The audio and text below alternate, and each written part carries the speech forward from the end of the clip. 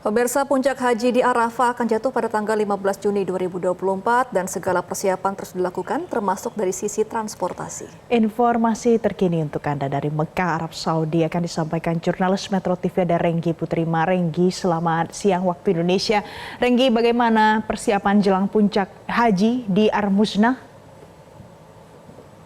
Selamat pagi waktu Arab Saudi, Valen dan juga Gema. Kesiapan dari sisi transportasi tidak hanya dilakukan oleh Kementerian Agama saja, namun juga dilakukan oleh pemerintah Arab Saudi. Beberapa waktu yang lalu kami tim media sempat diundang langsung oleh Kementerian Transportasi dan Logistik Arab Saudi, maksud kami, di mana mereka memaparkan optimisme untuk menyambut musim haji tahun ini, khususnya untuk puncak haji. Dan dari sisi transportasi mereka sudah menyiapkan sebanyak 22 rencana, termasuk di dalamnya adalah rencana penanganan darurat jika memang terjadi sesuatu dari sisi transportasi. Namun sekali lagi Menteri Transportasi dan Logistik Arab Saudi Saleh Al-Jasir mengungkapkan bahwa mereka sangat siap untuk menyambut jemaah haji, khususnya jemaah haji Indonesia, karena seperti diketahui jemaah haji Indonesia merupakan jemaah haji yang besar, yang biasanya paling banyak di musim haji di Arab Saudi. Dan memang tidak hanya itu, salah satu hal baru yang juga dinikmati atau fasilitas baru yang dinikmati oleh jemaah haji Indonesia pada musim haji tahun ini adalah layanan fast track,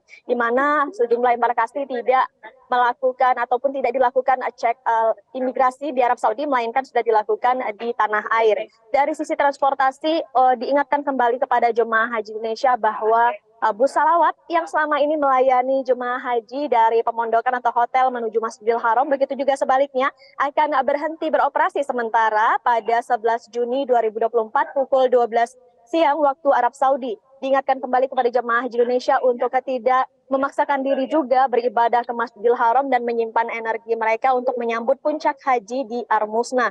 Dan memang operasional bus salawat dihentikan sementara karena nantinya 450 armada bus salawat ini akan dialihfungsikan untuk melayani jemaah haji di Arafah, Musdalifah, dan juga Mina. Valen, Gema.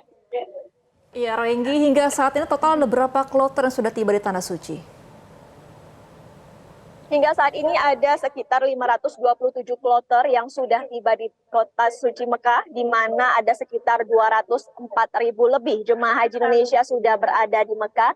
Dan memang akan ada tambahan lagi karena mengingat closing gate ataupun keberangkatan gelombang kedua jemaah haji Indonesia akan berakhir esok hari, Valen dan Gema. Seperti diketahui, jemaah haji Indonesia sebelumnya sudah mengambil niat ihram dan mikot di atas pesawat saat melintasi Yalamlam. Kemudian mereka setibanya di Bandara Jeddah akan kembali melewati sejumlah checkpoint atau pos pemeriksaan, mengingat otoritas Arab Saudi saat ini gencar melakukan razia, tidak hanya menuju ke kota suci Mekah, tetapi juga di dalam kota suci Mekah itu sendiri. Dan memang diimbau kembali kepada jemaah haji Indonesia untuk tetap memakai atribusi ataupun penanda haji yang legal, maksud kami, seperti gelang haji, kemudian ID card dan smart card yang memang digunakan untuk mengikuti puncak haji di Arafah, Musdalifah, dan Mina. Pergerakan jemaah haji Indonesia ke Arafah akan berlangsung pada 14 Juni mendatang, di mana nantinya sebelum berangkat langsung ke Arafah akan dilakukan scan barcode, seperti ibu-ibu yang ada di belakang saya ini, mereka memang sudah selalu keluar seperti ini juga menggunakan ID card ya, karena memang setiap hari di area hotel atau pemondokan seperti ini bisa saja polisi atau otoritas Saudi setempat juga melakukan razia kepada jemaah haji, dan ini merupakan salah satu contoh ID card, smart card maksud kami, yang juga dipakai oleh jemaah haji Indonesia dan menjadi salah satu syarat dari otoritas Saudi bagi jemaah haji yang mengikuti puncak haji di Armusna nanti, karena memang jika tanpa smart card mereka tidak akan bisa mengikuti puncak haji di Armusna pada puncak haji mendatang. Valen, Gema. Renggi, selain itu apakah ada kesulitan atau kendala yang ditemui di sana pada saat akan melakukan ibadah nanti? Kendala-kendala sudah diantisipasi, memang seperti adanya skema murur yang memang sudah disosialisasikan kepada jemaah haji Indonesia. Mengapa saya katakan demikian? Karena memang tidak semua jemaah haji nantinya akan melakukan mabit atau bermalam di Musdalifah, Valen.